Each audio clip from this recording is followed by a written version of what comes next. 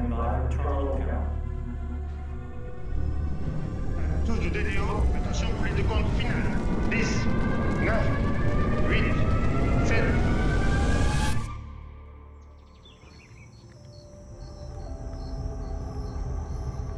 It's morning lunch, almost 3:30, and we're gonna make our fueling go or no go call soon. Okay, take it away, Rob. It's all yours. Merry Christmas from the Guiana Space Center, where fueling of the vehicle is moments away, while Webb systems are being carefully monitored for the momentous launch of the largest, most powerful telescope ever sent away from our planet. It is the product of a feat of human ingenuity. 14 countries all working together. We want to look back and see some of the very first stars and galaxies that were born in the early universe. What we call cosmic dawn. We have to accept the fact that we are in a risky business. Powerful storms. Everybody said if James Webb is unsuccessful, then NASA will never take on a big challenge again.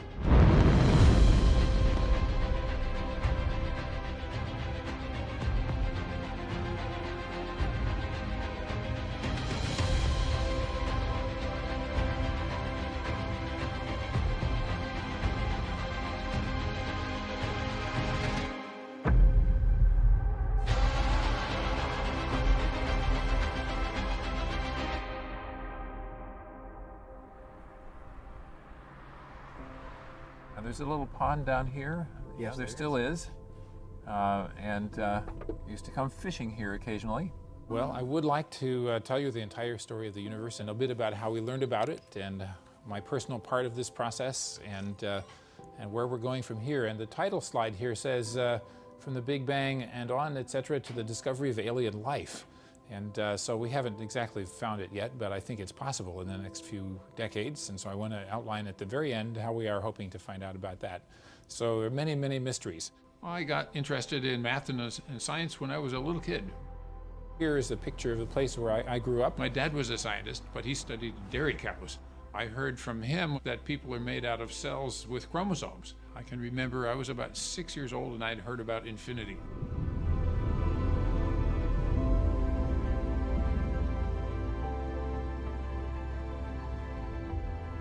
Well, that's pretty fascinating. So, okay, I want to know more about this. By 8 years old, I was reading Galileo and Darwin biographies and getting all the books about science I could get from the public library. I latched on pretty early. I knew when I got into the mission that it was going to be exciting. I said, this is the coolest thing I've ever heard of. This is what I want to work on. And I do not care how hard it is or how long it's going to take. I just want to work on it and make it happen.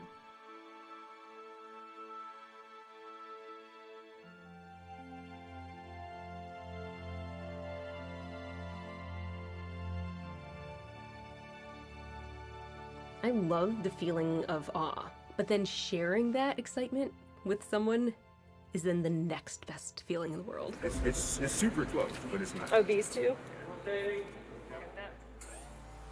One of the things growing up in the city that we didn't really ever see was the sky. I do remember sort of one of these like core childhood memories is going up to Canada on a family vacation and my parents ushering me outside one night to look at the Milky Way. And I didn't understand what it was. And I was like, there's milk up there? They're like, no, that's our solar system. And we're looking up at all the stars that you wouldn't otherwise see. And I really didn't comprehend because I had no exposure to that prior in my life. Looks like we're over the door. And here I am, years later, following the astonishing story of the James Webb Space Telescope. Nature has this way of being even more creative than we are.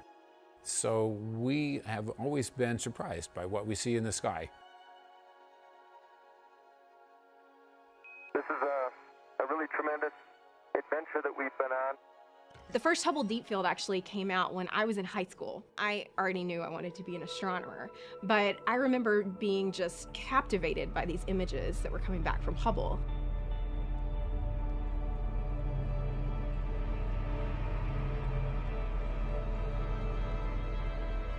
It blew my mind to see that first deep field image, and that was sort of a, like, yep, this is what I want to do.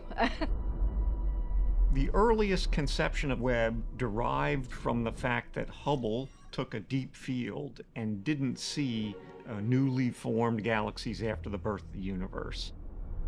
It's sort of like we're missing that very first piece of the puzzle of how galaxies got their start. Every time NASA builds a new telescope, it needs to be way more sensitive than anything we've ever built before. So every time you launch something, it was a new window on the universe. And so for Webb, we needed to build something that was 100 times more capable. The main thing that Webb had to do to be successful was find these very first galaxies. To look back in time to a part of space that we've never seen before and see the very first epoch of galaxies that were born after the Big Bang. People think the Big Bang is a mystery because they think it's not what it is. The actual picture that we have as astronomers is the entire universe is expanding. The material is rushing apart from other material in a rather smooth, continuous way. Well, we see the galaxies rushing away from us. So what's going to make them rush apart? Well, something kicked them off that way. But since we imagine the universe is infinite, it has to be an infinitely large cause, whatever that is. So we just imagine running the movie backwards in our minds until it's different. So when you get farther enough back in time, the temperature, everything's mushed together. The galaxies are mushed together, the stars are mushed together, the atoms are mushed together, the atoms are torn apart into their constituent subatomic particles. So that's the movie you get if you run everything backwards. So then when you run out of imagining, you say, that's the Big Bang. So needless to say, astronomers have been imagining for a long time, what was this? What would you call it if you could name it? I just call it the expanding universe story. In Calvin and Hobbes, there was a different answer. Calvin called it the horrendous space kablooey, but that didn't catch. And I now ask you to step forward to receive your Nobel Prizes from the hands of His Majesty, the King. And it was March of 1996 when John Mather stopped into my office out here at Goddard and asked me if I'd like to work with him on a new telescope idea he was thinking about. And when John came by and said this, of course, this was before he had his Nobel Prize, but everybody knew, oh, if John asked you to work with him, you want to work with him. So I said, sure, that would be fun. I figured, well, I'd do that for a couple of years. So, Dr. Smith, what is a Next Generation Space Telescope? Well, the NGST, or Next Generation Space Telescope, is the logical successor to the Hubble Space Telescope, or HST. NGST is designed to see the first stars and galaxies that light up in the universe. And, well, here we are, more than 25 years later. I'm still working on Webb. Apollo 8, over. Hello, Apollo 8. Loud and clear. Administrator O'Keefe renamed the Next Generation Space Telescope to the James Webb Space Telescope in honor of James Webb, who was the second administrator of NASA.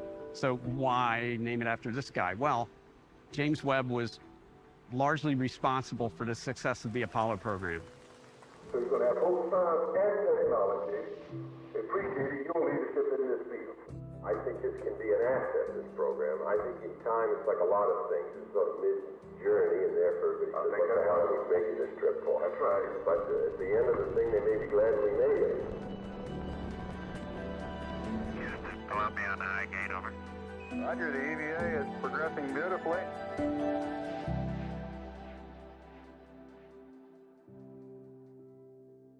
The Webb telescope is kind of like my child because I've been working on it since the first day that we started.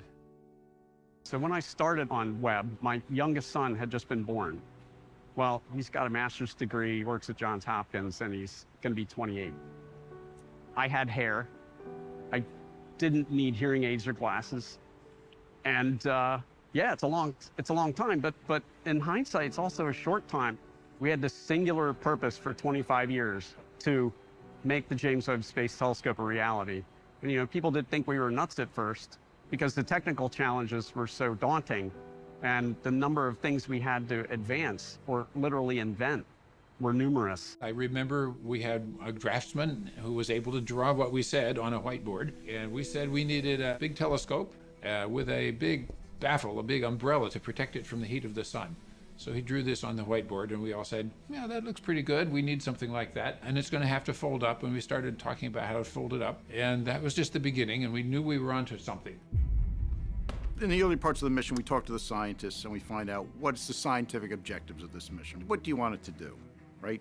Then we put that into a language that engineers understand called requirements. How big does it have to be? What kind of sensitivity do you want? In other words, what's the dimmest thing you want to see? The James Webb Observatory has 3 parts to it. The first part is the telescope and the science instruments. This has to be very, very cold. It's designed to collect infrared light. So infrared is something that you cannot really see with your eyes. The Hubble telescope can see a little bit of it, but it's not cold. So the Hubble telescope glows and emits infrared light itself, so you cannot use it to do all of the things that astronomers have identified as their next top priority. This telescope is going to be in outer space. It's going to be cooled to a very low temperature of 45 degrees above absolute zero, so that it does not glow. There's one instrument in there called the MIRI that wants to be about 7 degrees Kelvin. And to put that in perspective, dry ice, carbon dioxide dry ice, is at about minus 109 degrees Fahrenheit. The second part is the spacecraft bus. And the spacecraft bus operates at room temperature, up here at 70 degrees Fahrenheit, and it has the usual subsystems, the communication subsystem, the computer, the thrusters, the electrical power system. Then, between the two, is the third part, the sun shield. 5 thin layers, about the size of a tennis court, that separate the hot side from the cold side.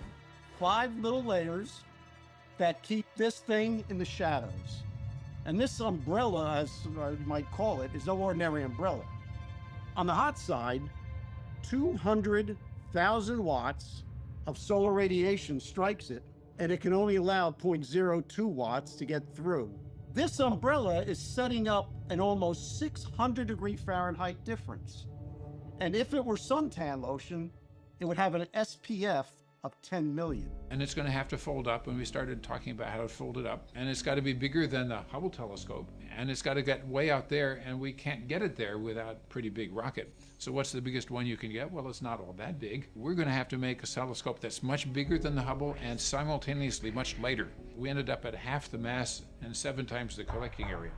All 13,670 pounds, all 6 metric tons of this has to be launched 1 million miles out in outer space. And it has to fit into a fairing that's only about 5 meters in diameter, when the size of this sun shield is 21 meters in diameter.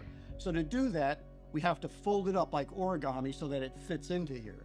Pretty soon we know our job is pretty hard. Okay, gonna have lots of inventions along the way. So we made up a list of 10 inventions that we had to have pretty quickly. And we said, okay, world, tell us how you could make these inventions. You have to keep in mind a lot of the technologies for Webb were new technologies, right? So you have a plan on how you're going to do it. And when you are testing it, lots of times something doesn't work. You have a schedule, a certain amount of time, and a certain amount of money. Basically, people, although they don't quite say so, they think, your telescope looks weird. So our telescope does look different from every other telescope you've ever seen. It doesn't look like Galileo's little tube with a lens at each end.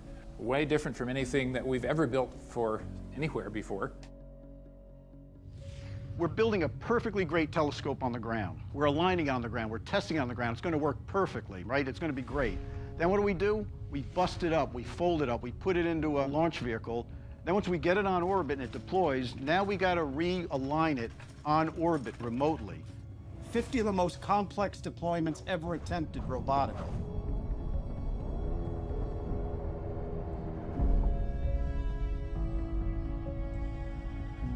The telescope looks weird, but that's a matter of perspective. To me, it looks beautiful. So that's your mission if you choose to accept it. Yes, we had 344 single-point failures, 295 of which were associated with deployment, almost all of which would have been mission-ending. So with Webb, we should probably go back to 1990 with the launch of the Hubble Space Telescope. And liftoff of the Space Shuttle Discovery with the Hubble Space Telescope, our window on the universe. NASA launches the Hubble Space Telescope, the biggest space science mission ever. Discovery Houston, performance is nominal.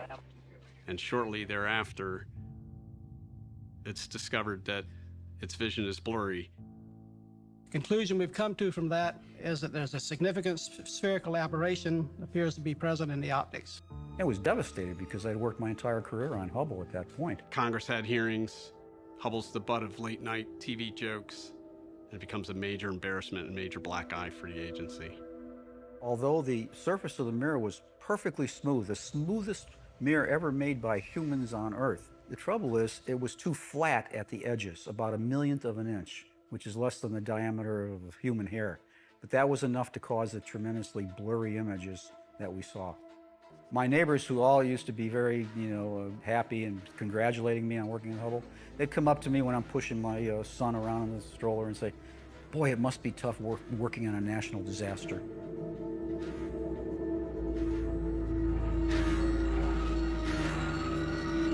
At 200 feet. We can characterize the problem, the spherical aberration problem, well enough that we can take advantage of an insurance policy that we haven't talked much about. And that is, we started a long time ago to plan a maintenance program. That is, every 3 years we plan to go up with the space shuttle, change out instruments, change out things that broke. I come to NASA in 1991 as part of the team to help fix the Hubble Space Telescope. I end up leading a team that's developing corrective optics for the telescope. Astronauts install the corrective optics and a new updated camera. It's completely awesome out here. A lot of work, but well worth it. And after 5 EVAs, spacewalks, the astronauts came home, and about 2 weeks later, we took off the bandages from our eyes, and suddenly Hubble was fixed. It was totally fixed. The most significant contact lens in American history. Over here is the picture taken after the servicing mission. And it works beautifully, in fact, better than original requirements. And it's still working today as one of the most powerful instruments of science ever created. This is one of the things about building JWST. We didn't have that luxury at L2, where we couldn't service it. We knew that.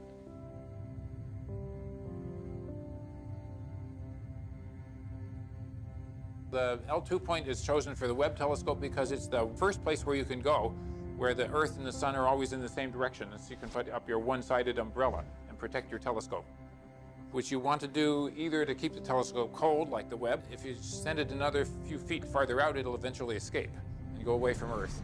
If you let it stay a few feet closer in, it'll fall back towards Earth and have some kind of interesting chaotic orbit. Anyway, we wouldn't like that. So it's the boundary between Earth orbit and solar orbit. And that's a good place. We knew that this mission was going to require a number of production facilities and test facilities that didn't exist in the world. Right from the very beginning, we were told to please develop an international partnership to construct the Webb telescope. Webb is a global effort. NASA, ESA, CSA, and contractors all working together. It was 14 countries and more than 29 states all contributing to Webb. I always called it the giggle factor a little bit. Like, can we really do this? This new telescope has, I think, about 64 megapixels. It's not like we could build and test things in those early days. So we were living in virtual land as far as computer simulations, computer modeling. We had picked our architecture in late 2002, and obviously that's when things got really, really busy with trying to make this architecture feasible. Because I would say even at that point we were not quite sure it would all work at that time. It just seemed so far out.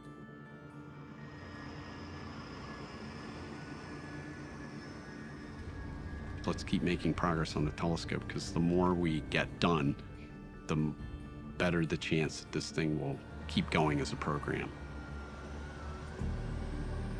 I think of the technologies, the ones that I remember were most challenging were developing the material for the primary mirrors. We had a big effort to determine what that material would be. And it was a kind of exotic choice. We chose a material called beryllium, which is element number 4 in the periodic table. It's extremely stiff, extremely light. It was the cryogenic properties of beryllium that really won out. You know, it's how stable it was at cold temperatures, and its thermal conductivity, how thermally stable things were. When we mine the ore, we have to drill through and blast the rhyolite and remove that to get the volcanic ash layer where the beryllium is. 10,000 years ago, this was the bottom of Lake Bonneville, and millions of years ago, it was an ancient ocean. So then it's pressed into this 550-pound block that's then machined out till it's about 50 pounds. Once that block is machined out to about 50 pounds, the backside is honeycombed. It's really cool looking. The front side gets polished. We're attaching motors to the back so the mirrors can actually move and flex up in space so they can align. Then what we do is we actually subtract off gravity. So we're building this in a place that has gravity. This telescope operates in space that has no gravity. The temperature change that happens between Earth and space actually deforms the mirror significantly. You literally polish, the wrong surface into a mirror so that when they cool down and they change their shape as they cool, it's the right surface. And so we actually make the mirror less good on Earth so it can be more perfect in space. We would then send them to Huntsville, Alabama, where we would test them at Marshall, and we would cool them down to these very cold temperatures and measure with a special test device how they change as they cool down. Let's talk a little bit about those 18 iconic gold mirrors that are actually on this telescope.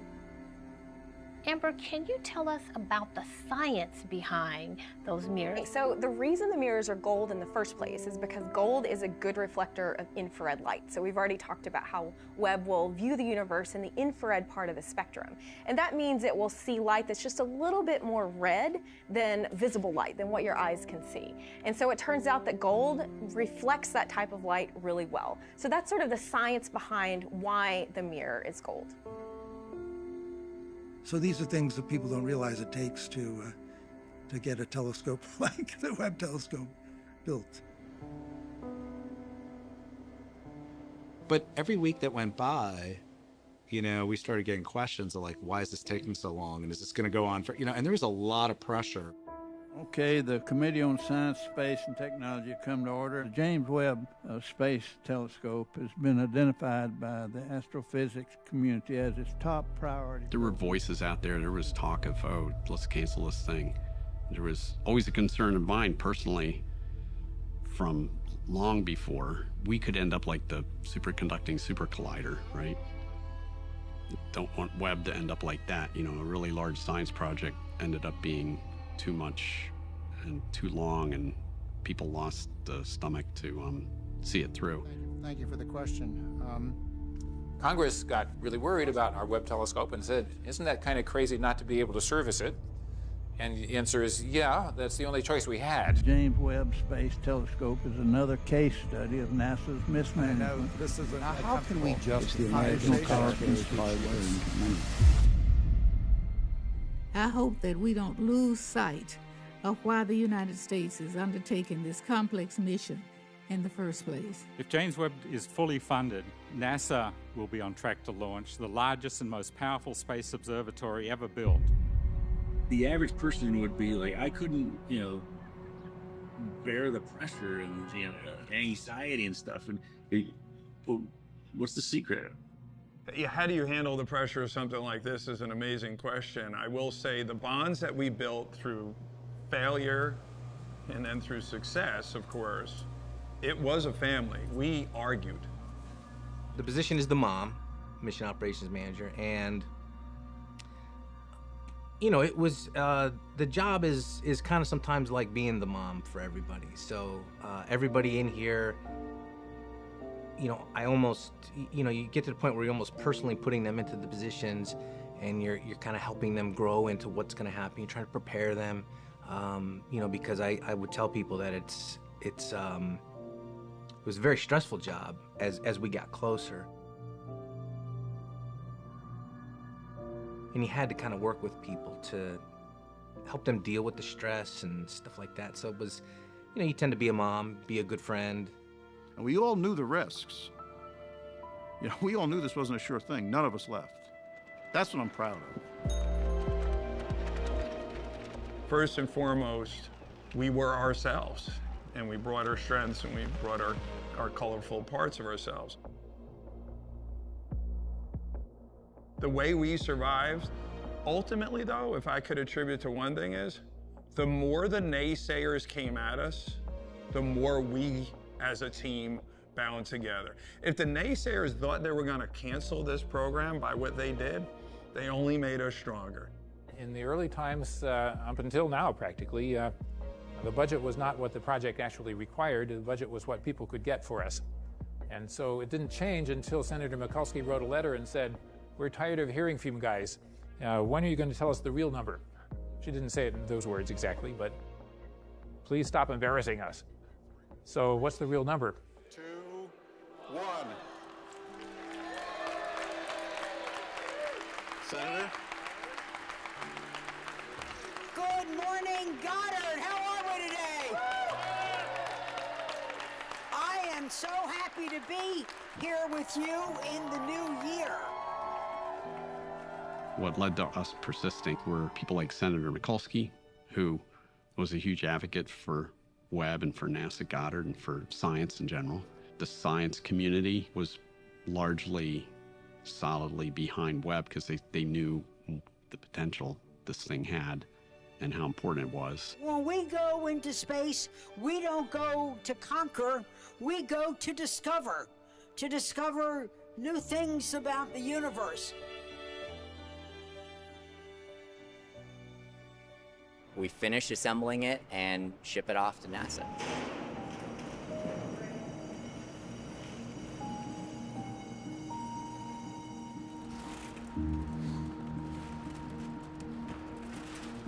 We really don't know any much about it. We know that it was 18 pieces.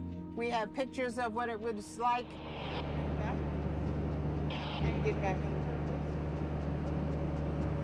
And that's about it. Everything else is sort of secretive. We just take it from point A to point B. Each mirror is worth about 20. And we have 3 in the trailer, so that's $60 million. And if we drove the truck thinking constantly that there was $60 million in the trailer, we'd probably just drive ourselves crazy and nervous wreck up here. We just have to treat it like everything else and drive it and do our job. Bye, guys. That new space mirror thing that we're carrying in the trailer, it's going to be a little over 1 million miles away, and we've driven 1.3 million on the last truck, so it's going to be really far. I can tell you, because 1 million miles is a long time behind the wheel of a truck, so I can tell you 1 million miles far away is a long distance. It's real. I've seen it. I've seen crates that the mirrors go in. I've seen the drawing of what the mirrors are going to look like once it's put together. You've got 18 of them all hooked together, so then you have to imagine that they're folding each one of these up and then they're opening all up at the same time. It's just like a flower. It's going to be beautiful. I have a little trouble sleeping knowing that these mirrors are on a truck crossing the country. So these are the final 3 mirror segments for the James Webb Space Telescope. So yeah, an incredible milestone here today. Exciting. Worth getting up early for. Absolutely, worth getting up early and standing here in the cold, sure. These mirrors will literally see light from the first galaxies that were born in the universe, so exciting stuff. This is where we take all the VIPs that come through Goddard, so you guys are definitely VIPs. Oh my God. So yeah, this is the world's biggest clean room of its type. And if you look right up there, you'll see the familiar pods that have been on your truck over the last year. They're gorgeous. They are. They're beautiful. Remarkable. And so this big yellow structure here is where we're going to assemble the mirrors onto the back plane of the telescope. So it'll sit flat, and then that robotic arm right over there will take all the mirrors and place them down on the back plane. So yeah, we have to keep everything clean so that once it gets out to the clean part of space, it's, it's already clean. It really is clean. Yeah, and I mean, you see the guys in the bunny suits down here. Wow. So They have to stay protected. And that whole wall over here is air filters. So I guess you can't smoke in there. Can't eat Definitely chicken wings not. in there No, either. no, Bummer. no chicken wings No allowed in beer, the clean room. No TVs. Everything's so clean. They're busy though. This is just remarkable. Yeah. So when What's we it watch like this thing take off and we know that it's in space, Oh, that's what I was we gonna were ask. there. Yeah. We saw it. It was a very tense scene in here when these two guys from L3 Harris were working over the primary mirror to take those covers off. They'd been practicing for a couple weeks before this, but this is a very delicate procedure. Any misstep could damage the primary mirror. Even if they have a drop of sweat that falls off onto the mirror, that could set the mission back, 6 months or a year or so, because they're working to clean that. At one point, they told us they needed silence. So a lot of us, including myself, just took a step back. And this is something we really do not like to do on Webb or on any telescope, is be above the optics, having humans above the optics. So, and it's something that I've done quite a few times on Webb. The technician is on a diving board, which is attached to a forklift, is basically a harness platform attached to a forklift out over the primary mirror.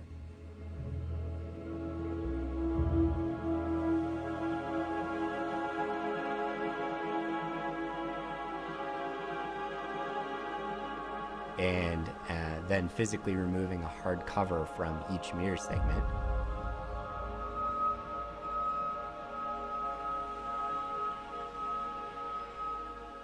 The mirror segments are within millimeters of each other, and so it's very difficult to remove something without scratching or damaging the optical surface. So it was a very delicate operation, and really just showed how careful we were going to need to be. It was wonderful. It was wonderful to see the instruments coming to the clean room, being aligned. I think people know once we are on these chambers, it's a big effort to keep them cold. So we work 24 hours a day, 7 days a week for 3 months. I mean, I knew that Webb was a really big deal because they were just putting the mirrors together when I got here. I mean, you can't not appreciate how it looks because it's huge and it's gold and it's beautiful and it's just so different from anything else. But one of my important life memories really was the first time going in the clean room.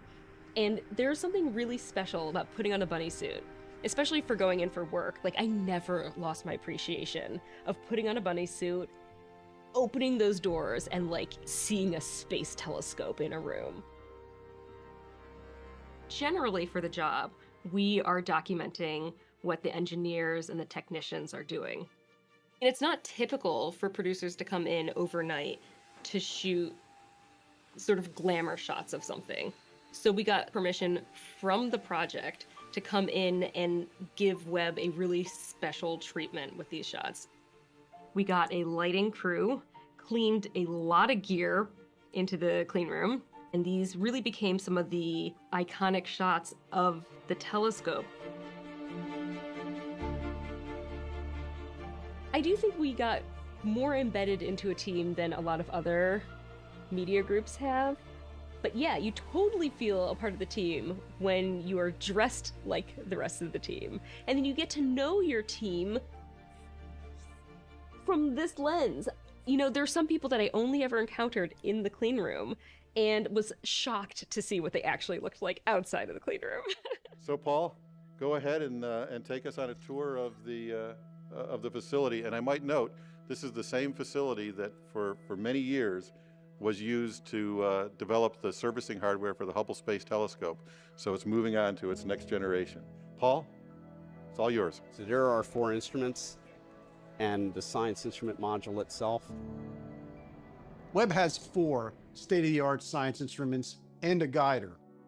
The instruments consist of a collection of high-resolution cameras that give you the pretty pictures and spectrographs. And the spectrographs are the real scientific muscle behind James Webb. They're the ones that can tease out the signals that tells you the physics and the chemistry of the objects they're looking at. Behind every image and spectra that we are seeing from Webb, our instrument has to work. So NASA asked the Canadian agency to contribute the Find Guidance sensor. That instrument is one that looks for a particular star in the sky, what we call a guide star. Once it finds it, it keeps that position. The intent is to keep the observatory as stable as possible. If you want to take a picture with your camera and your camera is moving, that picture is not going to be good. So we do the same on orbit with this instrument that I look after, and that's a complex operation. I'm an astrophysicist, but I work as a systems engineer on the James Webb Space Telescope, in particular looking after two of the instruments, one of the science instruments and the instrument that guides the telescope to let it take all these pictures that we're seeing. The system would not guide without, because she was the systems person for the guider, and it was such a complex thing to do guiding. There are so many technical details. She had her arms around all of it. I don't know how we could have gotten through all of the complicated way to verify that Webb could point and track properly. That was a complicated thing to prove to ourselves that that was all going to work, and Begonia was key to that. And what was great about her was she had this personality which was so positive. Which is where you have it. I grew up in Spain. I did my degree there. Then I did my PhD in astrophysics in the UK. And then I think for family reasons, we ended up moving to Canada. And in there, I moved to the private sector, but to the space industry. So I started actually in Canada as the technical lead for the two instruments that were the contribution to this telescope from Canada. And of course, all these things are super careful. Each instrument is built to meet what they need to do on orbit. Each of them has been tested to show that it can survive the worst part, the launch with the vibration and the noise, the acoustics. We had 3 of these tests on the chamber here at Goddard. The first one had 2 of the instruments, the Canadian and one of the European ones. Good morning. I'm Chris Scalise, Director of the Goddard Space Flight Center. Welcome to the center. I'm standing in Building 29, and behind me is the clean room where we're building the James Webb Space Telescope. And as you can see behind me are the 18 mirrors that form the telescope. Now, so that you can start hearing about the telescope, I want to introduce John Mather. Thank you, Chris.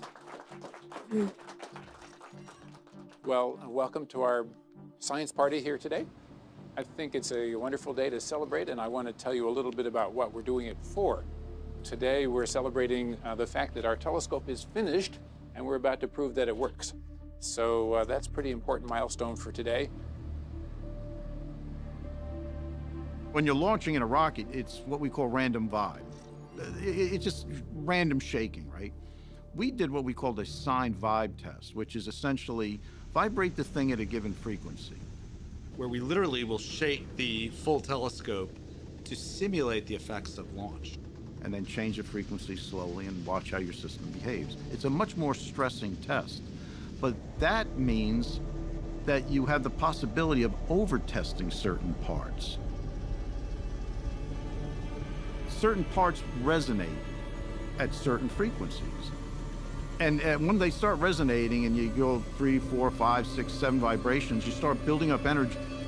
You start with a little shake, and then you go up and you shake it a little harder, and you shake it a little harder.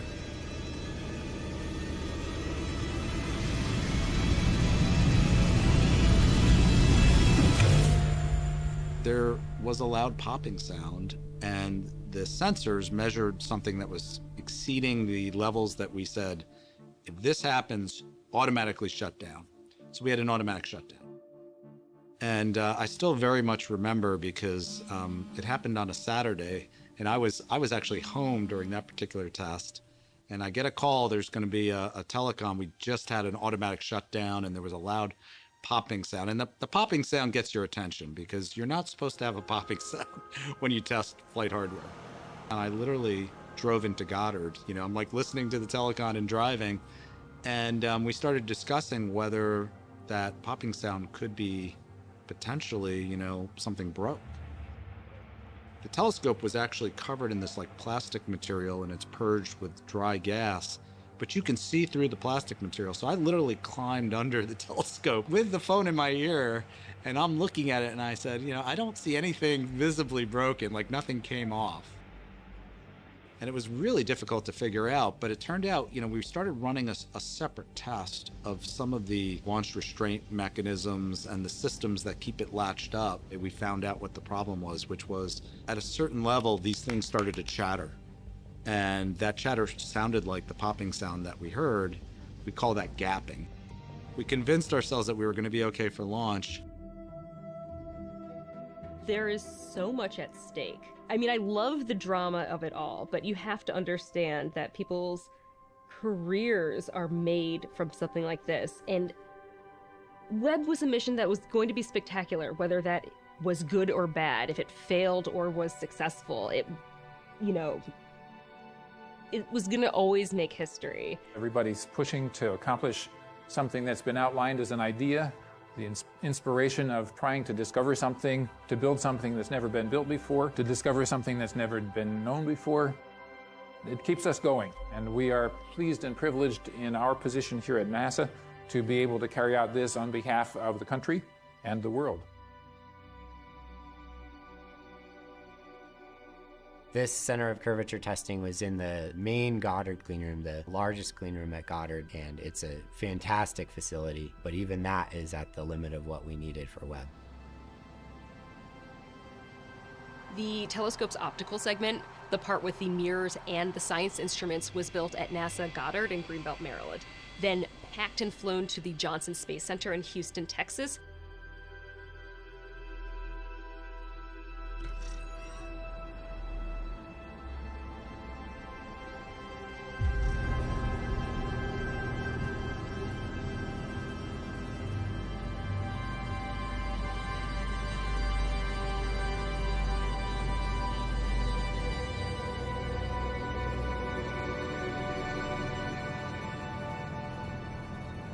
We needed a very large chamber to test Webb end-to-end optically.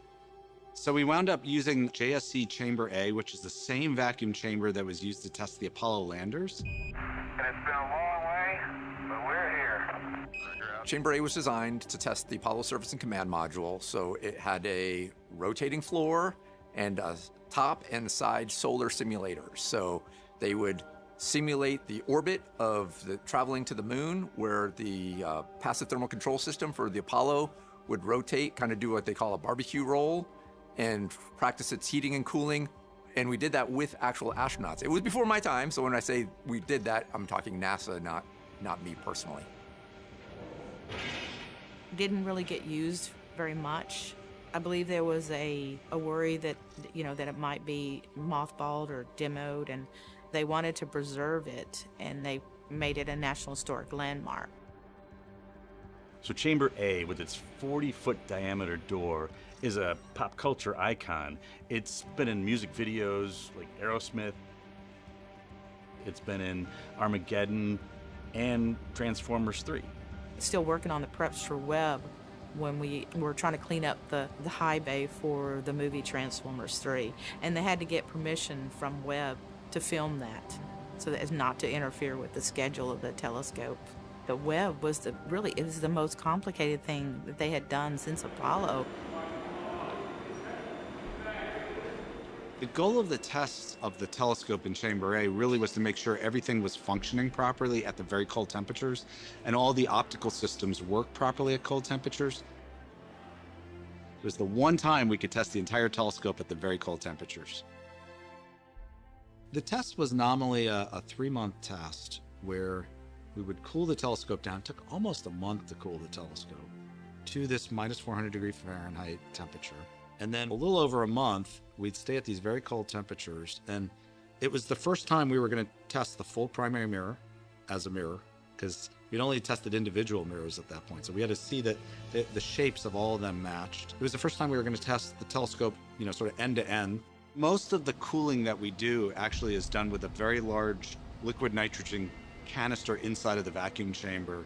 We run liquid nitrogen through it, and that cools us down to about 75 degrees above absolute zero. To get even colder, we'll have a liquid helium system inside of that, but most of the cooling capacity comes from the liquid nitrogen itself.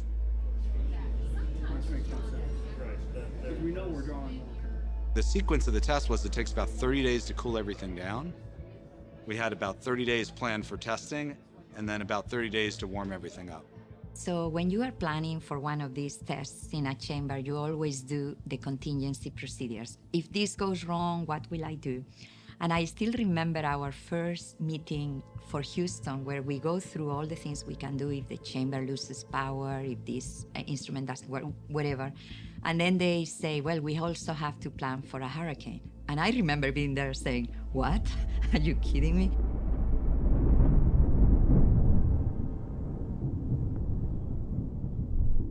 We started hearing about a storm that was brewing, a tropical storm. And we all kind of gathered in a room. We started talking about contingency planning because we had thought a lot about potential for storms and hurricanes. And we did have a 5-day supply of liquid nitrogen in case there was ever a big storm.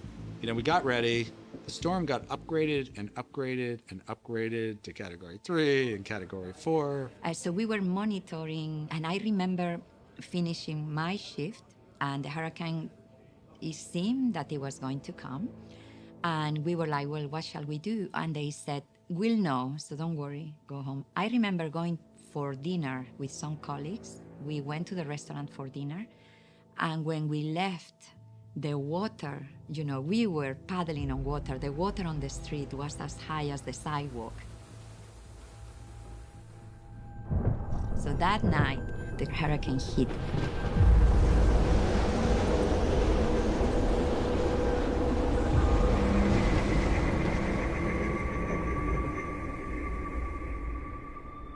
And Saturday morning came, and you know, the sky cleared a little bit, and we said, okay, well, it looks like we made it through the worst of it. The storm had kind of hit us. And so, you know, we had all these air mattresses, and a couple people stayed there Friday night. But we actually started doing testing again. And, you know, Saturday afternoon, we got the very first measurement of the primary mirror. The very first time we saw the entire primary mirror was right after the hurricane hit the next day. But literally within an hour or two of getting those first measurements, some of us actually had gone out to dinner to kind of celebrate. We made it through it. And while we're there, we get an email from the meteorologist that it looks like the storm is kind of coming around in a spiral, and we're going to get a much, much bigger hit that Saturday night. Rockport, Texas, feeling the full force of Hurricane We're not measuring in inches of rain here, we're measuring in feet of rain. This is the most powerful storm to hit the United States. 130-mile-an-hour winds and a treacherous storm surge. Search and rescue efforts are underway. You know, I think we got 51 inches of rain that week, but over 42 inches of it was in one night. And it was insane. And it was so intense that literally water started coming through the roof. So we started having to cover equipment. I mean, you are there and you see the water come in, and then you see them coming and setting everything up. So we were just dealing with the day-to-day, you know. It was incredible to see, but at the same time, you know, we were just working and trying to accommodate all of this. And it turned out that the storm lingered for a full 5 days. We had a 5-day supply of liquid nitrogen, but it was coming up on 5 days. And there was a point at which we would have had to do what's called an emergency warm-up and warm things up even faster than planned in a way that we had never done before in any of the rehearsals. Pieces would have broken. You just can't have things change temperature that quickly when those kind of materials and expect them to survive. If we couldn't get some liquid nitrogen, but the problem was the supplier of the liquid nitrogen was underwater. It was a state of emergency was declared, and so getting our shipments of liquid nitrogen was not the priority of the state, and we had to make it happen. The center did a great job of using our center resources to grab liquid nitrogen from every other point on the center and redumping it into our tanks. And the teams, many of them slept in the control room. Hurricane Harvey was one of those times where the team gave up everything for the protection of the telescope. We were literally at the very final day. I remember, you know, coming in really early in the morning, and after several hours, we finally got the president of the division that sort of ran the liquid nitrogen, and they were able to find a driver and find a truck and make a couple trucks of supply, and finally they came that night, or the next morning. I think we would have had done an emergency warm-up and crossed our fingers a little bit. But they came, and I remember because we had a video camera of the place where the trucks would pull up, and when We saw the trucks, the entire control room broke into applause.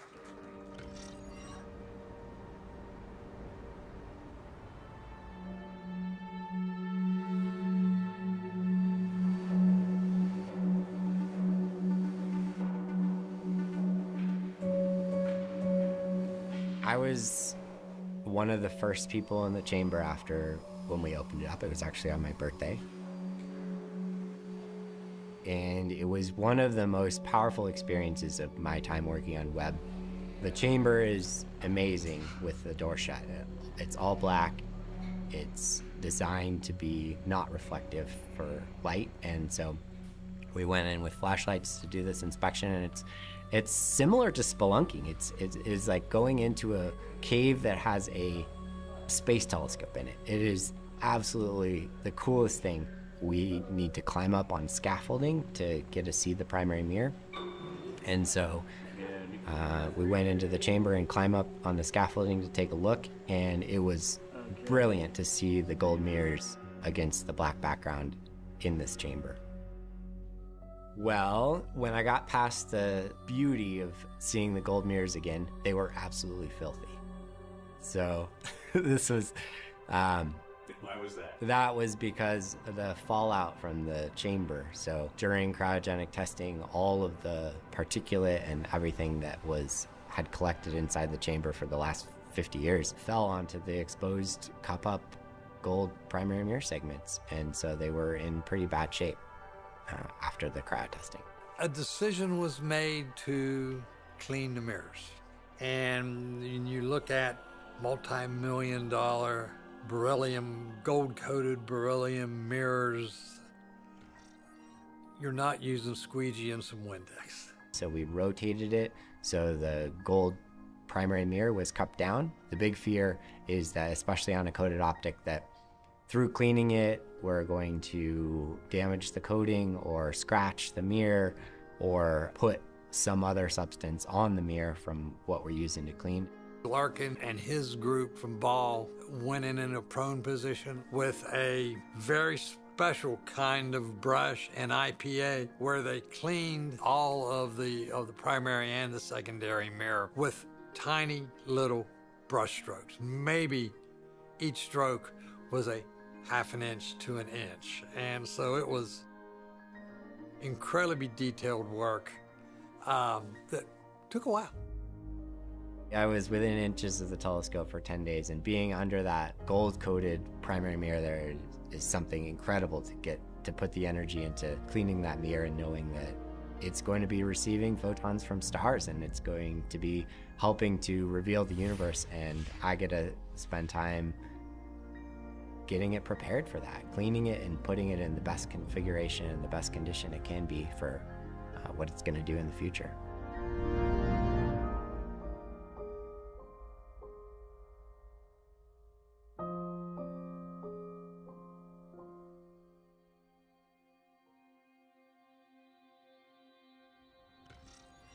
The other tough things when it comes to deployments are obviously the big, flexible, floppy things like the sun shield. Of all the deployments, that's the one that really is the toughest for many of us. Because the mirrors, just as an example, they are big, they have to work, but they're also very rigid, and we have a lot of experience with how to move big, rigid things and latch them in orbit. But the floppity things, the flexible things like membranes, making sure they go where you want, and more importantly, they don't go where you don't want them to go, that's tough. How do I feel about the sunshield design? Boy, so here's the thing. I personally think that the sunshield design is very complicated. There are a lot of pulleys and cables and motors and drives. On the other hand, if you ask me, hey, go simplify the sunshield design, I would not know where to begin. It's I think, complicated by necessity. It's huge, and it has to be lightweight, and it has to deploy, and it has to deploy positively. We have to have tension on it. It can't be loose or floppy, and it has to stow and get folded. You bring in all of these constraints, and if you think about design as a space, right? You know, certain things cut off a giant portion of that space, and you bring in all these constraints, you're left with a relatively narrow box in which you can design. And because it exists, it's hard to imagine it being any other way. It's like your life, right? You grew up the way you are, and you are who you are because of the things that shape your existence. And so it's hard to say if you had a do-over, you'd be any different. The sun shield is the key to the entire Webb Observatory. It's the thing that blocks out the heat from the sun, the earth, and the moon from Webb's optics and instruments, allowing them to get down to those super cold temperatures necessary for them to operate. There is not a book. There's no design standards. The sun shield is so novel that we can't find anything like that's been flown that has these crazy things it needs to do. The sun shield turned out to be, I think, maybe a bigger challenge than some people thought because, although there were people experienced at deploying large things that have floppy elements to them, it's still a hard problem, and this was a unique sun shield. And so we wanted to test out things like, how do we actually just handle this material? It's very thin.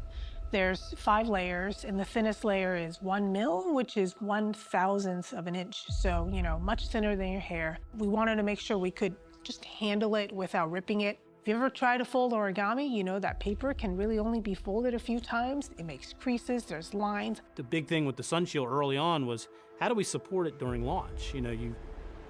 It's floppy. You got these 5 things that all fold up. You still have to hold it down for launch or it'll sag, it'll move around and tear itself up. So you have to give it support. The launch environment's rather violent.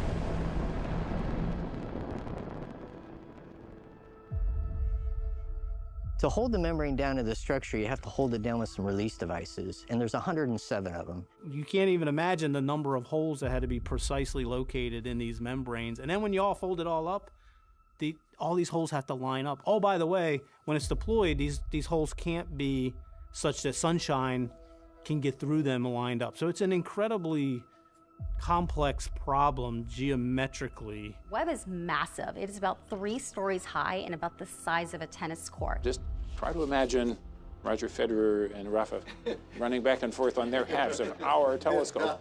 Just picture that and just imagine how large this is and what a hard job that is. So NEA is a non-explosive actuator. So these are the types of release mechanisms that we use on Webb. The majority of our release mechanisms were all on the sun shield. And we're going to skewer it and we're going to pin it to this big structure. And then when we get on orbit, we'll retract those pins and everything will be good. And I remember a meeting where we're like, yeah, it sounds like a really bad idea.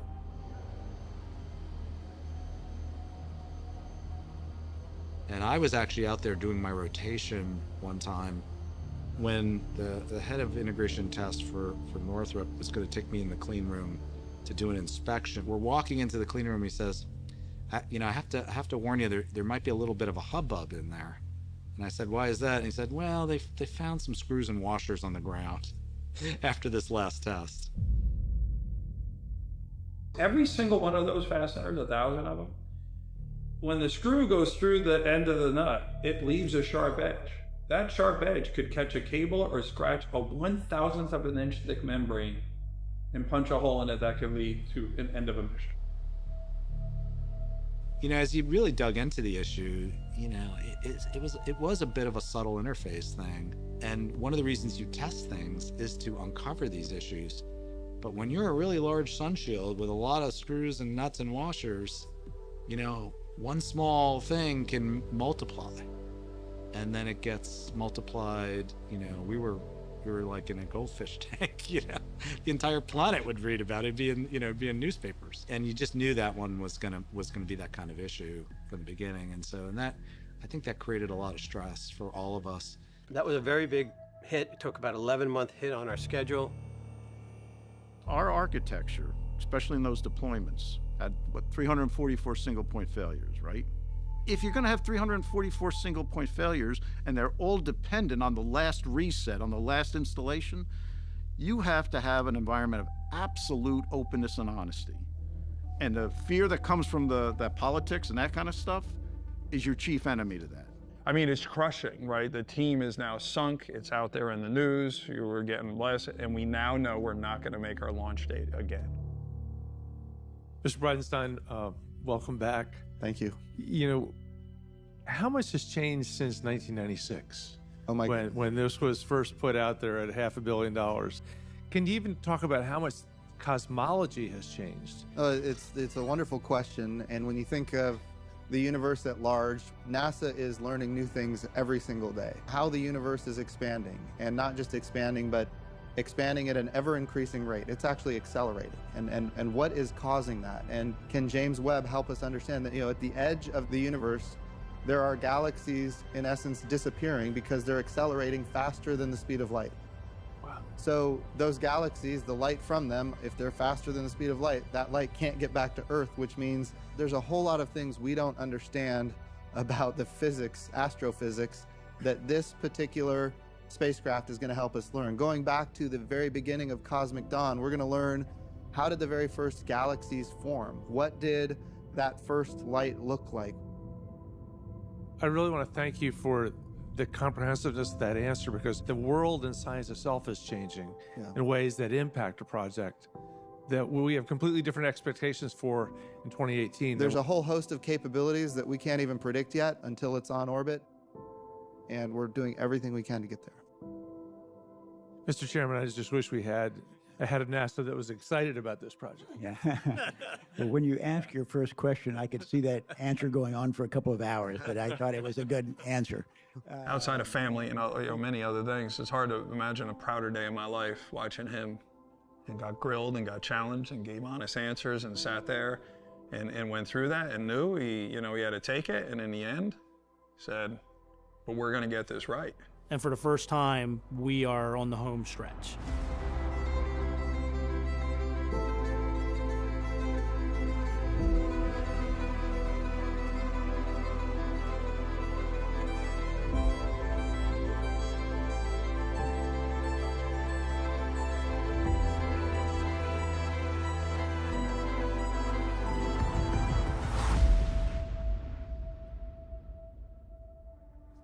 '20 comes around and COVID hits. And at the time, it was like, you gotta be kidding me. When people ask me what the biggest challenge on Webb was, I almost always say COVID. Now, we had technical issues and technical challenges, but people's health weren't being affected. Well, I think I would say, mental health maybe got affected, but direct threats to your health did not come from that. This was a direct threat to our team. And to the most valuable resource of our team was the people. Not money, not schedule, nothing. It was the people. Meanwhile, we're already wearing masks in the high bay. we were way in advance of that, right? Because if you look at all the old shots of Webb and go, oh, look at them wearing masks. Was COVID back in 2011? It was like, no, we wore masks to keep the mirrors clean, right? So we already had mask practice down. And we said, let's keep going. So we kept a core team. That core team came in heroically, never stopped. And the team who never stopped, we all owe an incredible debt of gratitude for it, because I tell you, if we had stopped, I don't know what it would have taken to restart. There was just one last Sunshield deployment test before Webb was packed up and sent to French Guiana. This was going to be the last time Webb was deployed ever on the planet. And this was the culmination of the effort of thousands of people around the world. So I wanted to do something spectacular for this. And we got a gyro-stabilized camera system, and we mounted it underneath one of those lifts that they use in the clean room. And this lift can go up about 65 feet. And I believe during that time, we captured some of the most amazing images of the telescope in its final deployed state.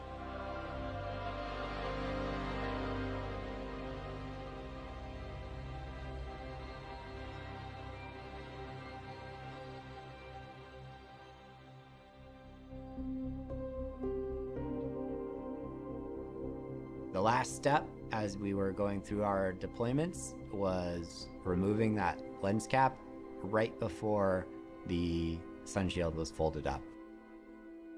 The instruments are very sensitive to light. They're designed to be extremely sensitive so they can sense far off faint stars. And so lights from the clean room could potentially damage these instruments. And so we had kept this cover in place not only for contamination to keep any sort of debris or small particulate out of the micro shutters, but also to optically protect the instruments from light that could potentially damage the sensors. This lens cap was removed at the last possible moment while we were stowing the 4 sunshield, and I was the one to do that.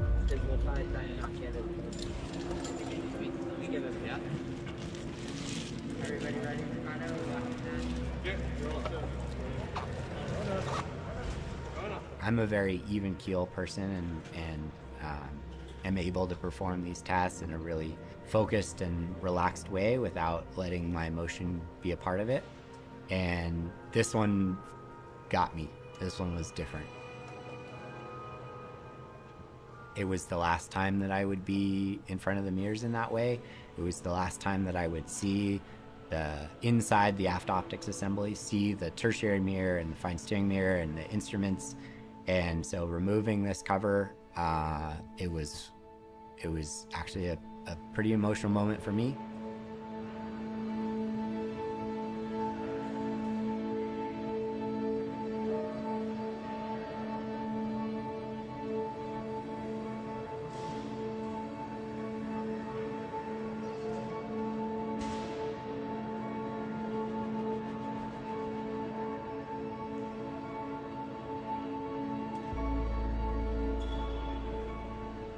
I was able to keep it together and not drip tears anywhere and get the cover off perfectly and get Webb ready to go, but it was a very emotionally impactful moment for me, saying goodbye to that part of Webb. What's the one aspect of the design that you lose the most sleep over? Good question. I don't lose sleep over this. I did that already. I think what worries most people the most is that deployment. It's really hard to prove that it will do the same thing next time that it did last time. With the deployment, you fold it back up one last time, and then you push the button one last time, and it's got to be the same. So this is tricky. And the deployments cannot possibly be tested in exactly the same condition they will see in space. Zero gravity, cold, vacuum, we don't got that here. That's what I think most people worry about the most. And the expectation is probably the hardest thing, I would say.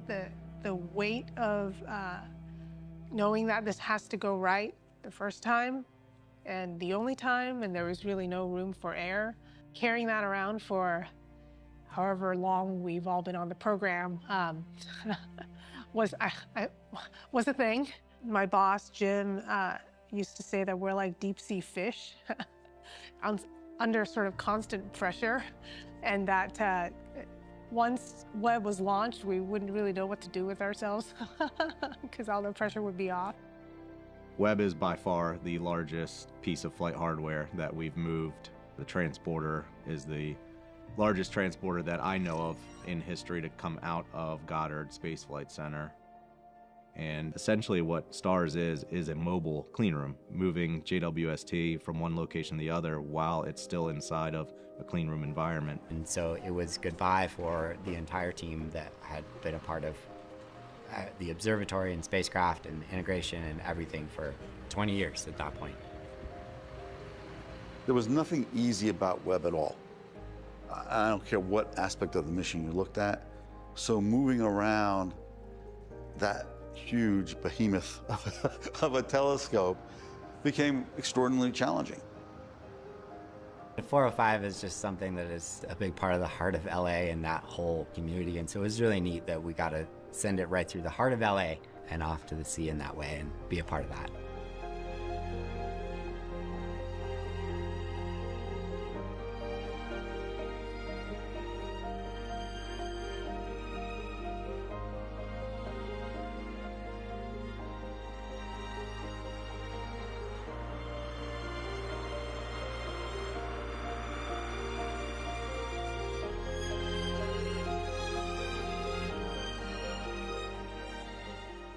It's going 4 times farther away than the moon over there, and it's going to be there for eternity.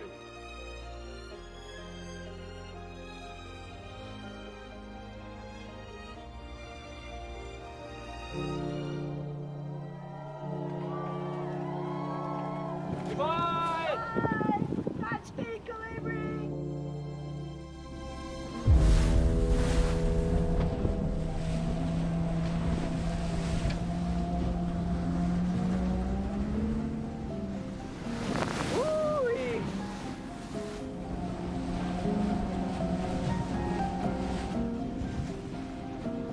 shipping the James Webb Space Telescope to its launch site in French Guiana. It just left port in the Naval Weapons Center, Seal Beach, and after 25 years of development, it's headed for its launch site and its final destination in space.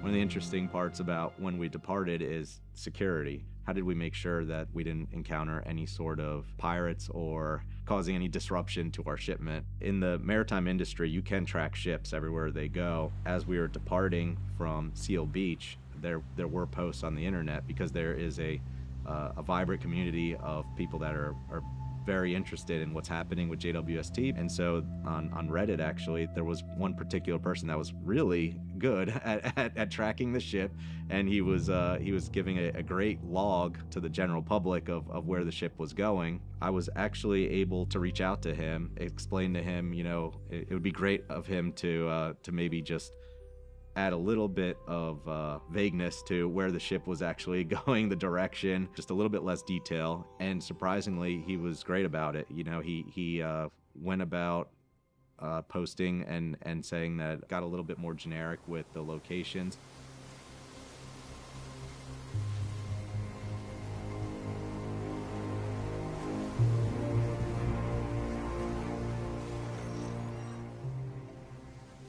Kourou is actually a good place for a launch site, very close to the equator, and that helps you getting an extra spin when you launch. It was a bubble that we were there, mostly hidden from the pandemic, able to work and just focus on Webb and getting it ready for launch.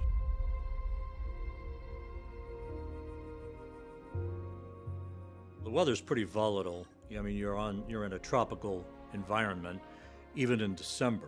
In fact, caused one launch delay of a few days. Under the umbrella of that launch delay, no pun intended, the technical folks preparing Webb for rollout had a bit of extra time to be able to attend to last-minute preparations.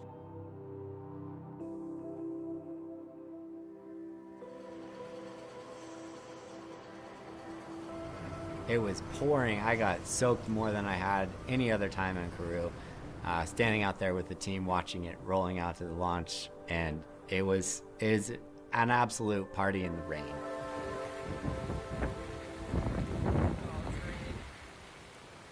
We weren't going anyplace until Webb was off the ground safely on its way.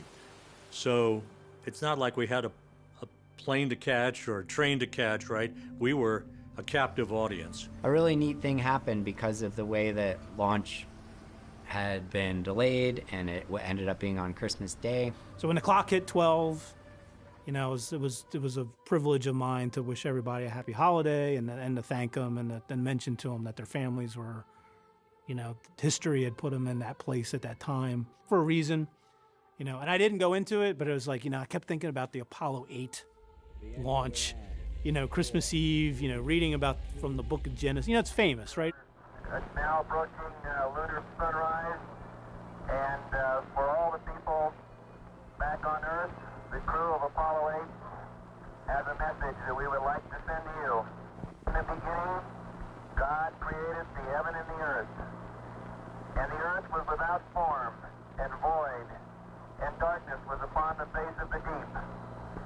And the Spirit of God moved upon the face of the waters, and God said, "Let there be light," and there was light.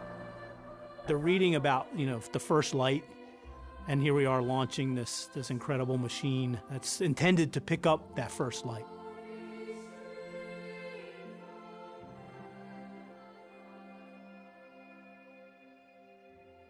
When the Webb telescope was launched, I was just sitting on the sofa with my wife because COVID was happening, so everybody stayed home. We didn't have any launch parties.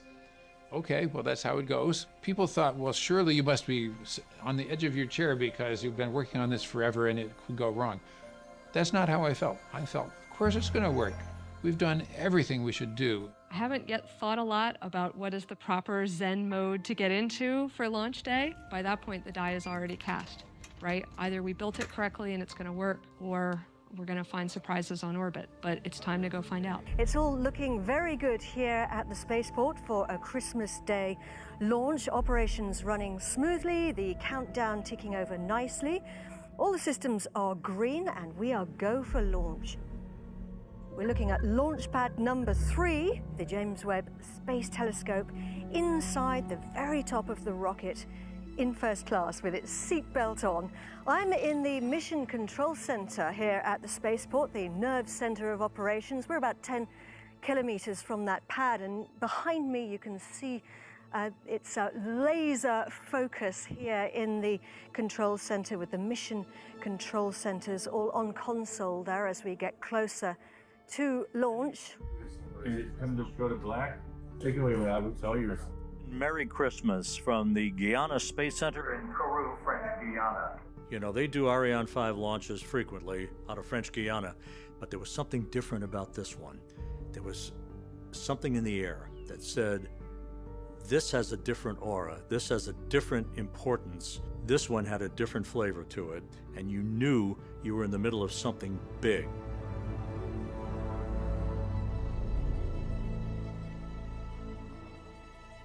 You get the 2-minute warning. Everyone goes out onto these balconies. And you were watching a number of people, VIPs and invited guests, moving out to the observation platform that is right next to the Jupiter Control Center as we stand by for the 1-minute call from Jean-Luc Voyer. À tous les vidéos, attention pour moins 1 minute.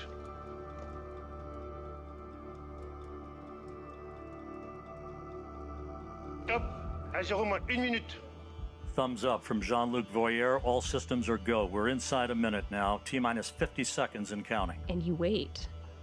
And you can hear a little speaker with Rob's commentary. Turbo pumps will come up to flight speed for 7 seconds, and the command will be issued to ignite the solid rocket boosters. The James Webb Space Telescope will be on its way. And then he starts counting down. T-minus 30 seconds and counting. By the time he got to 8, my throat was just closing. Standing by for terminal count. À tous de DDO, attention pour les décomptes finales. 10, 9, 8, 7, 6, 5, 4, 3, 2, unité.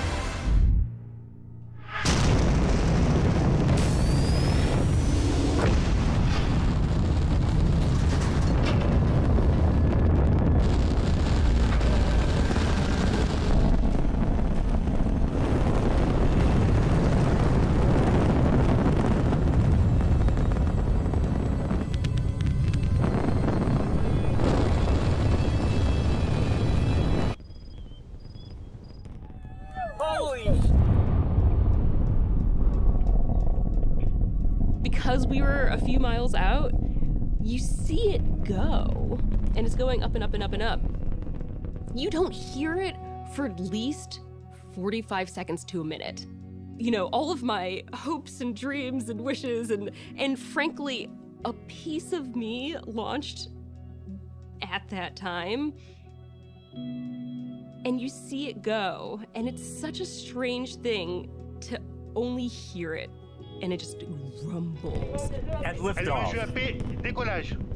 Décollage, liftoff from a tropical rainforest to the edge of time itself. James Webb begins a voyage back to the birth of the universe.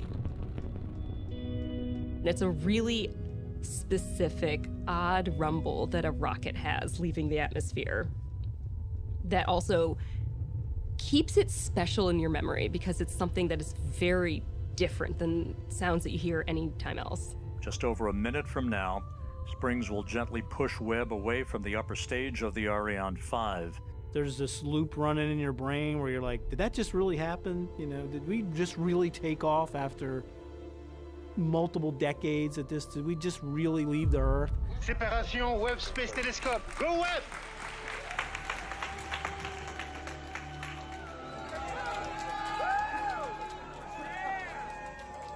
Ironically enough, as we marvel on this view from the upper stage camera, this will be humanity's last view of the James Webb Space Telescope as it moves to its workplace about 1 million miles away from Earth. The launch team is done. Now all the attention turns to the operations centers.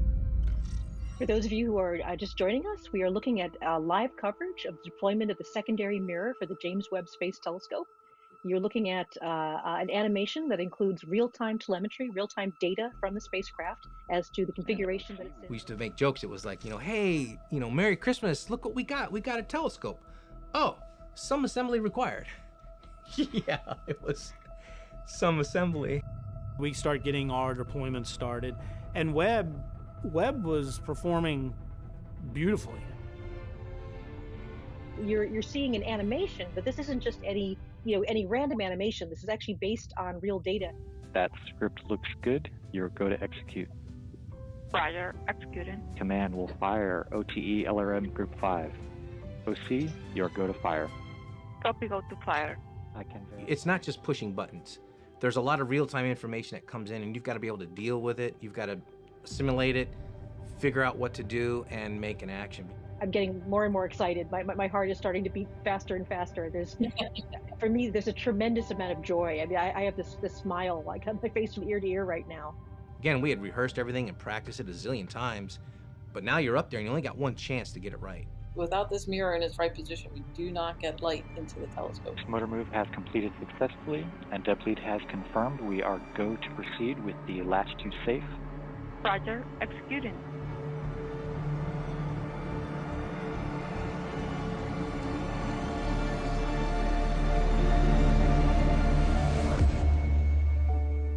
We are now at a point where we're about 600,000 miles from Earth, and we actually have a telescope. So congratulations to everybody.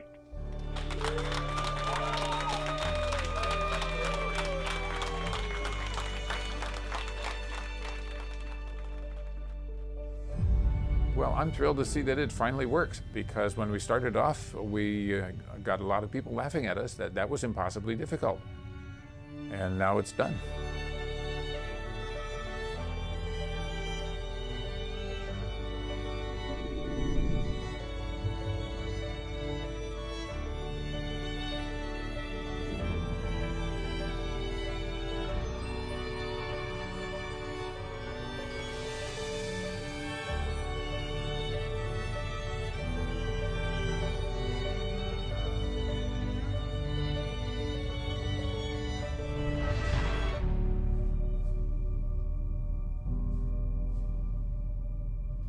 Hey, John, how are you doing? Hey, John. Well, When we built the equipment, we drew our requirements up, they're all numbers.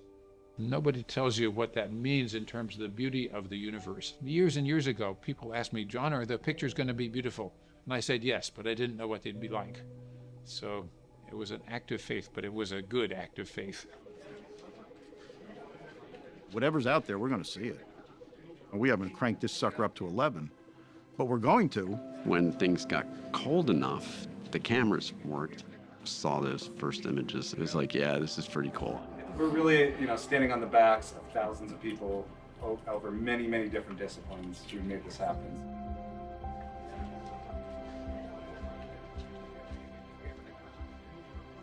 The image came back. There was the beautiful center image of the star with 6 radiating rays of light, and there's supposed to be nothing behind it. Nothing. What we saw turned out to be 250 galaxies that have never been seen before in this image that supposedly had nothing in it. There are galaxies everywhere. People said we've been photobombed by galaxies. So, well, that's a pretty big thrill for everybody. I didn't know I was coming to a pep rally today. But that's all the better. And you've got a lot to be rallying for. This morning, folks across this planet are going to see the images captured by this telescope. This telescope, because of infrared, is going to be able to penetrate through the dust clouds. You're going to see the formation of stars. You're going to see devouring black holes.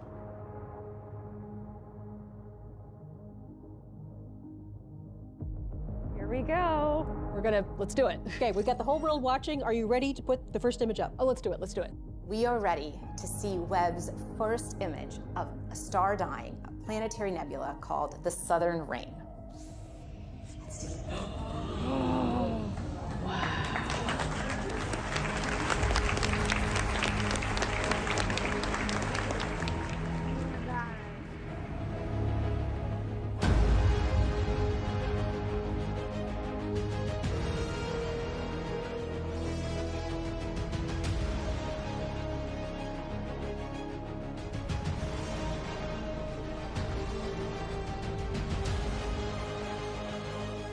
Art that is out there in the sky, revealed for the first time. We're thinking of the team and we're thanking them. John, thanks to you, thanks to all of you.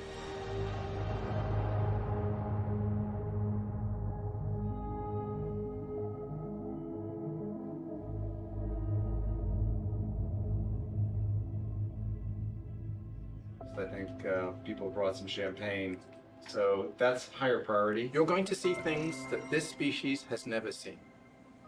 And you've done it. Tell everybody this was an important day in the history of humanity. Because we'll never look back. You can never undiscover, you can never unobserve things. So congratulations to the entire team. You have all made history. Be proud. And thank you all for your future. And, you know, I'm a scientist, so I've been working on this project for 20 years, so we should expect what we saw. But no. Several times in the last 6 months, I nearly break my jaw of what I saw. These incredible images. Success is binary. You either win or you don't. So we built something that was so ambitious. If it didn't work at all, we would be terrified. But if it did work, we would be guaranteed of tremendous discoveries. I think my favorite image is the picture of a cloud of galaxies with a very, very bright one in the center. 100 years ago, we thought there was only one galaxy. Now, the number is unlimited. And that light that you are seeing on one of those little specks has been traveling for over 13 billion years. Everywhere we look at is going to be a scientific discovery. I believe that. Oh, no, it ain't good. And every image is essentially a Hubble deep field. Yeah. Is that incredible or what?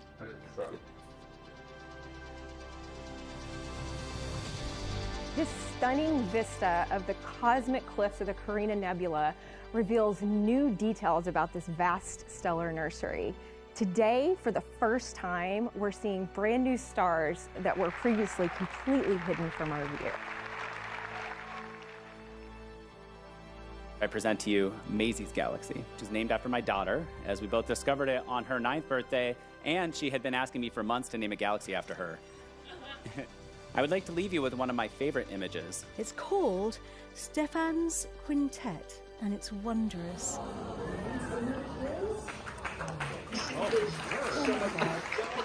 From the perspective of what we're going to find out, what do you tell a 7-year-old when she says, I get what the Curiosity thing's doing, but what's JWST going to do, Dad? Okay. She's got a good question. What we're actually trying to find out is the entire history of the universe from then till now, from the beginning till now, including the things that made galaxies and stars and planets and Earth, and made it possible for us to live on our particular little Earth. So that's why I'm interested. I asked my dad that question sort of like that, and I said, well, where did we come from? I was about 6 or 7 or something. Nobody knew. We knew a little bit, but we certainly couldn't tell you the whole story. You know, we can get as geeky and as in the details as you want, but when you step back for a minute, it really is about our place in the universe. And that's something that resonates with people, and that they hit people in an artistic and a spiritual way. I'm reaching out to you from London. My father was diagnosed last year with stage 4 cancer. And unfortunately, the prognosis means he doesn't have a great deal of time left with us. From as early as I can remember, my father has been out burning the midnight oil, looking at the stars through his telescope. And often driving into the mountain overnight, setting up to take pictures and even submitting photos of what he found in magazines. When I was a kid, I remember him upgrading his telescope every few years after saving away. He is so passionate about the work you do, and the recent advancements of the JWST has been very exciting for him. I'm really pleased he's still here to follow along with all the amazing innovation you and your team are doing at the moment. He keeps busy keeping up with the news around your advancements. That's really cool. For me, these letters express how I feel. These letters are about the wonder that I feel looking at the universe, the wonder that I feel looking at our team that made this observations and tool possible, astonishment at what we're able to discover. It's kind of beyond words to describe how satisfying and fulfilling and rewarding it is after reading things like this. I mean, yeah, it's pretty hard to describe. It really makes you feel good about what you do, and to make a mark for good and for positive things in the world is pretty cool, pretty special. That's actually why I do love space, and I think that other people love space, because it does give you that sense of awe and like feeling one with the universe. So I'm glad it helped someone. Look, there aren't many things these days that almost everyone on planet Earth can feel inspired about. But I feel like the images from Webb are one of those things. They bring in a sense of wonder. It's kind of like when you're a little kid and you look up at the night sky. We need some wonder in our world. It's just a feeling of immense joy and achievement. And I feel happy for humanity a little bit, yeah. So I'm lucky enough that I get to continue telling the story about what NASA's doing for its next big flagship missions. There are plenty of other mysteries of science, but we are seeing with our own eyes, with the aid of telescopes, the process unfolding. So what more could you hope for from astronomy? One of the core obligations we have is oversight. And we quite often hear in government how things don't work. I just want to say thank you for exceeding our expectations, and let's continue. And with that, I yield back. So congratulations to everyone for making it happen. And we now are counting on continued brilliance for the next half a century, at least. Thank you for proving it's possible. Looking back to childhood, we had no idea. No one had any idea what the future would bring in terms of space exploration, new technology, electronics. It was all new. We had no idea that computers would ever be so powerful or so common. Marvels are yet to occur, and we are still growing rapidly in our capabilities. So astronomers have already a book that we outlined what we'd like to do for the next many decades. I think it'll take us a century before we run out of that book. And then from what we learn in the next decades, we'll have more miracles to produce, more miracles to ask for. So much is possible, and this is a very exciting time to be an astronomer.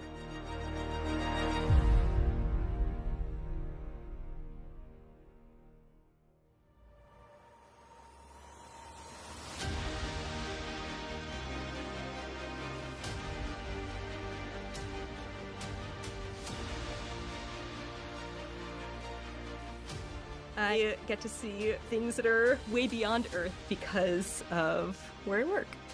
That will surely surprise us in some way that I can't tell you. It's an exciting moment. This thing's been a long time in the making.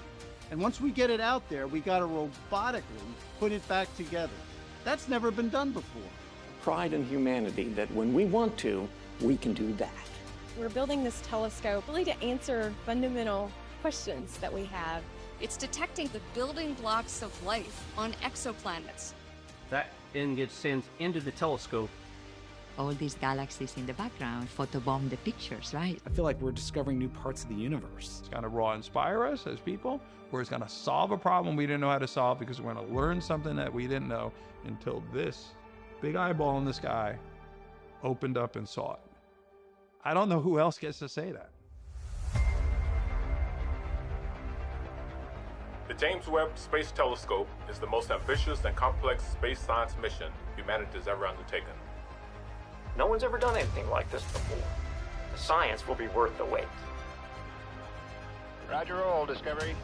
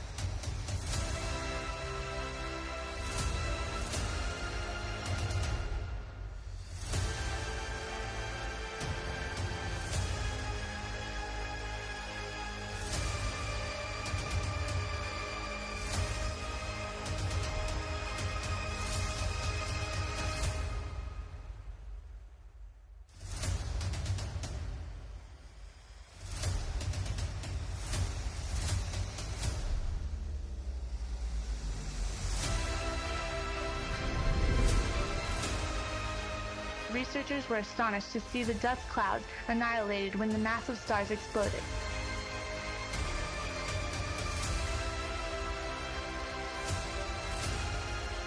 Now Webb takes us even deeper into the infrared universe.